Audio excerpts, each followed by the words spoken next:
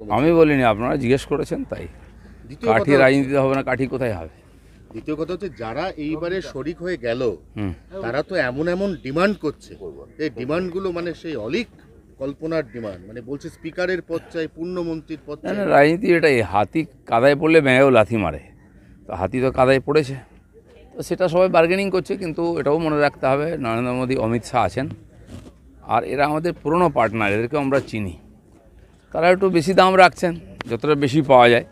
কিন্তু সরকার চালিয়ে লোককে সুশাসন দিতে হবে, কারণ লোক ম্যান্ডেট দিয়েছে বিজেপির পক্ষে এবং এনডিএর পক্ষে, সেটা যেন ভুলে না যান। আঞ্চলিক দল সবসময় নিজের কথাই ভাবে, তারা ইতিহাসই বলছে ওদের অনেক আমাদের পার্টনার ছিল, অনেক পুরনো, আমরা কাউকে ছাড়িনি, অনেকে নিজের স্বার্থে ছেড়ে গেছে, আবার নিজের স্বার্থে চলে এসেছে, এসব চলতেই থাকে। দাদা, গত 10 বছর ধরে মোদির একটা মিশন ছিল যার নাম ছিল বিকশিত ভারত।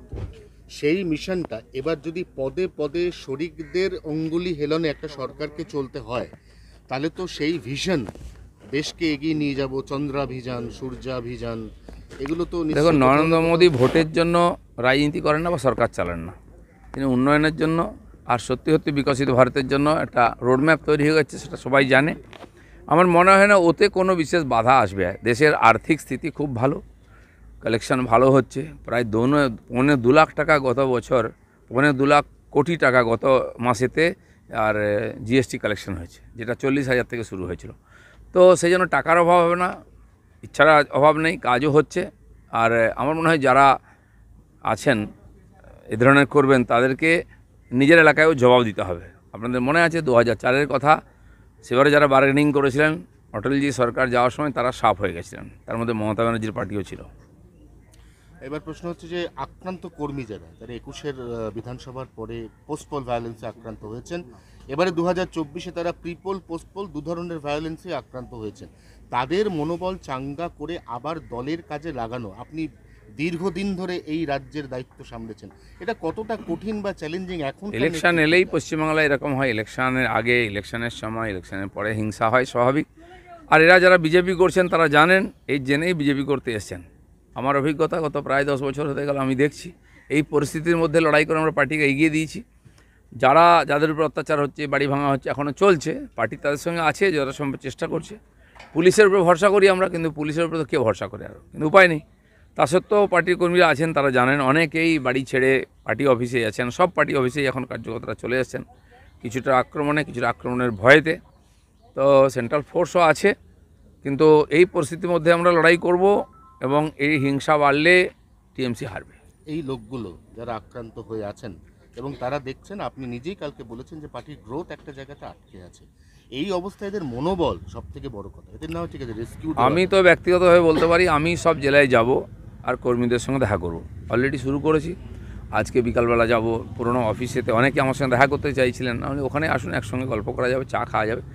এটা আমি আগেও করেছি, এখনও করব, কারণ পার্টির কর্মীরা যারা লড়াই করেছেন রিস্ক নিয়ে, তারা জানেন এ ধরনের হতে পারে, তাদের সঙ্গে দাঁড়ানোটা আমাদের দায়িত্ব। জয়ের পর তো জয়ী প্রার্থীরা ফোন পেয়েছেন, যারা পরাস্ত আপনাদের মতো পোড় খাওয়া পুরনো লোক, তারা এখনো পর্যন্ত হাইকমান্ডের কাছ থেকে পরবর্তী ভূমিকা দলে এরকম কোনো ফোন? না, আমার মনে হয় সেরকম কিছু হয়নি। আগে সরকার তৈরি হবে, তারপর পার্টি নির্বাচনের অ্যানালাইসিস, এগুলো সবই হবে। চলো, আমার প্রশ্ন এটা, মেদিনীপুরের সাংসদ হয়ে আপনি সেখানকার মানুষের পাশে থাকতেন, তাদের বাড়ি যেতেন, বর্ধমানের প্রার্থী হয়ে সেখানেও তাদের পাশে ছিলেন, কথা বললেন।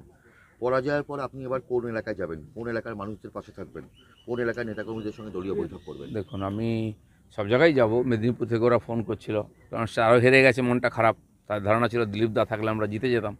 তো আমি সেখানে যাব, সবার সঙ্গে দেখা করব। বর্ধমানে আমি লড়াই করেছি, আমার কর্মীরা সঙ্গে ছিলেন, সেখানেও সমস্যা হয়েছে। কাল রাত্রেবেলাও রাত অবধি ফোন এসছে, অনেক জায়গায় ঢিল মারা হচ্ছে, বাড়ি ভাঙা হচ্ছে, কর্মীদের মারা হচ্ছে। আমি সেদিন 8টা অবধি ছিলাম, দেখে এসেছি, কালকেও রাত্রেও তাই চলেছে।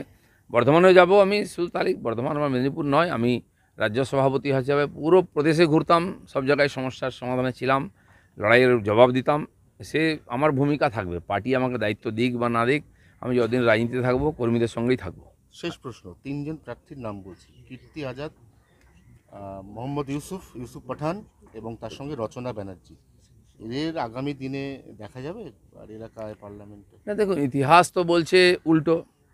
আমরা দেখেছি এর আগে অনেক সেলিব্রিটি প্রার্থী ছিলেন, তাদেরকে পরের বার টিকিট দেওয়া হয়নি। মুনমুন সেন ছিলেন, সন্ধ্যা রায় ছিলেন, গতবারে মিমি ছিলেন, নুসরত ছিলেন। তো তো মানুষকে লোভ দেখানো ভয় দেখানো হয়, দিয়ে ভোট নেওয়া হয় বিভ্রান্ত করে। সে 500 টাকা হোক ভান্ডার বা সেলিব্রিটি প্রার্থী, ভোট নিয়ে গেলে তারপরে 5 বছর আর খেয়াল থাকে না। উল্টো বলা হয় বিজেপির লোকেরা কোথায়, আমরা তো ছিলামই। 2 বছর করোনা বাদ দিলে বাকি আমাদের ক্যান্ডিডেটও ছিলেন, কাজের দায়িত্ব আমাদের নয় সরকারের। তো সেটাও পাবলিককে বোঝা উচিত, যারা ভোট দিয়েছেন তাদের হিসাব চাওয়া উচিত। সৌমিত্র না ক্ষুব্ধ, দেখুন ভোটে হার জিতে হয় তাতে একটু মনে প্রভাব পড়ে, কিন্তু ব্যাপারটা যেভাবে সংগঠন একবারে পশ্চিমবঙ্গে শুয়ে পড়েছিল, কর্মীরা বেরোননি, কর্মীদের বার করতে গিয়ে আমি তো মেদিনীপুরে 1 বছর 1.25 বছর ধরে লেগে বুথ অবধি সংগঠন তৈরি করেছিলাম, সব গ্রামে গেছিলাম। সেখানে 304 কোটি টাকা দিয়ে কাঁসাই ব্রিজের স্যাংশন করেছিলাম টেন্ডার, 50 বছরের পেন্ডিং, এবং শিলাবতী 2টো ব্রিজ গডকরিজির কাছ থেকে। 500টা গ্রামে সোলার লাইটের আমি পারমিশন করি, 250 গ্রামে লেগে গেছিলো, আরও 250 গ্রামে প্রসেসে আছে। বাকি আমার ফান্ড থেকে যা কাজ করা সে তো আমি করেছি, রাস্তাঘাট ইত্যাদি। একাধিক ট্রেন, নতুন ট্রেনের যে স্টপেজ বেলদা থেকে আরম্ভ করে খড়গপুর দিকে, সেটা আমি করেছিলাম। তো মানুষ খুশি ছিল, সমস্ত পার্টির লোকেরাই আমার পক্ষে ছিল। যে কোনো কারণে হোক পার্টির সিদ্ধান্ত নিয়েছে, সেটা ঠিক ছিল না প্রমাণ হয়ে গেছে। তো আমি বাকি জায়গায়ও করব, কিন্তু সংগঠন যেভাবে ঢিলে হয়ে গেছে সব জায়গায়, বুথে আমরা প্রথমে লোক খুঁজে পাইনি, খুঁজে দাঁড় করাতে এজেন্ট খুঁজতেও হয়েছে।